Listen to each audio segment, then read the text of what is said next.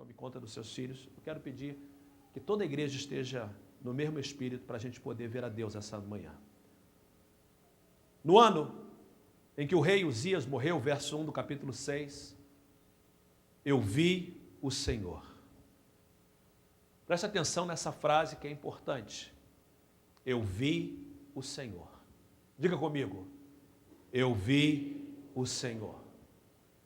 No ano em que o rei Uzias morreu, eu vi o Senhor. Assentado, num trono alto e exaltado, a aba de sua veste enchia o templo. Acima dele estavam serafins.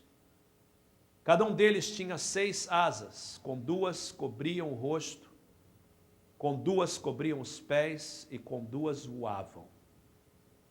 E proclamavam uns aos outros: Santo, Santo, Santo é o Senhor dos exércitos. A terra inteira está cheia da sua glória. Ao som das suas vozes, os batentes das portas tremeram. O templo ficou cheio de fumaça. Então eu gritei: ai de mim, estou perdido, pois sou um homem de lábios impuros e vivo no meio de um povo de lábios impuros. Os meus olhos viram o Rei, o Senhor dos exércitos. Logo um dos serafins voou até a mim, trazendo uma brasa viva que havia tirado do altar com uma tenaz. Com ela tocou a minha boca e disse: veja, isso tocou os seus lábios. Por isso a sua culpa será removida, o seu pecado será perdoado. Então, eu ouvi a voz do Senhor conclamando: quem enviarei? Quem irá por nós? E eu respondi: eis-me aqui, envia-me. Somente a primeira parte do verso 9. Ele disse: vá. Coloque a sua Bíblia no banco. Vamos fazer uma oração. Pai querido, queremos avivamento. Precisamos de avivamento. Temos fome de avivamento. Queremos ver a tua presença como este homem viu. Queremos ver o Senhor como esse homem viu. Sabendo que quem vê Deus jamais será o mesmo. Essa é a nossa oração, em nome de Jesus. Amém. Tome o seu assento, por favor. Como igreja, nós estamos numa busca de avivamento. Estamos em avivamento? Não, não estamos em avivamento. As coisas ao nosso redor, as situações que nós passamos, indicam que nós não estamos em avivamento. Temos características de avivamento na igreja. Tem coisa acontecendo dizendo para nós que avivamento está chegando. Mas não estamos ainda em avivamento. O grande problema quando a gente fala de avivamento, e é tão interessante que quando Deus move a igreja para... E quando eu digo igreja, eu não estou falando somente da nossa igreja. Quando Deus move a igreja para um assunto, Ele move todo o corpo de Cristo.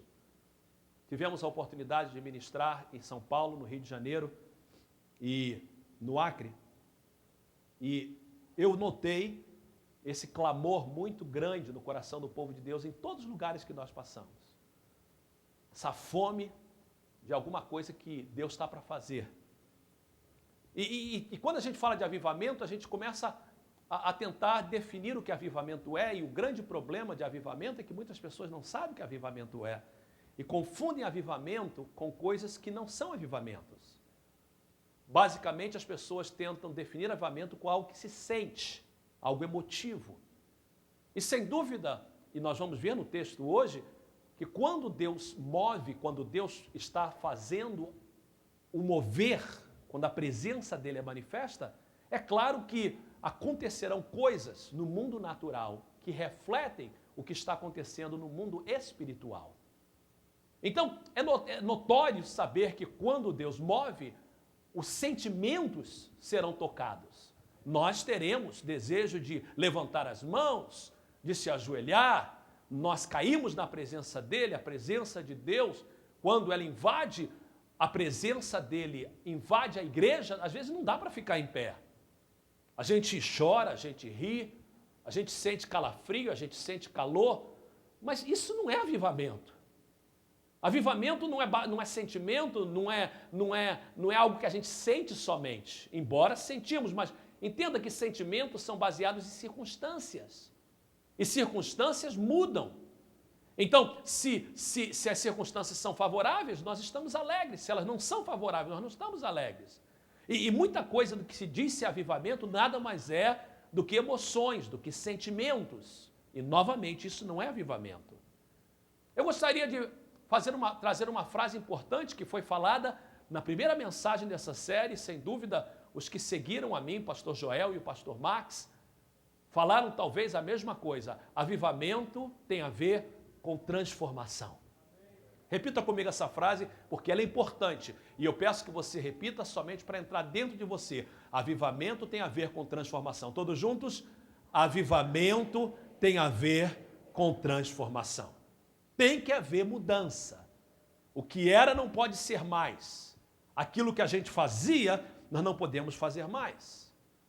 Na primeira mensagem dessa série, nós pregamos sobre o texto, lá no texto de 2 Crônicas 7:14, quando claramente Deus diz assim, olha, avivamento tem dois aspectos.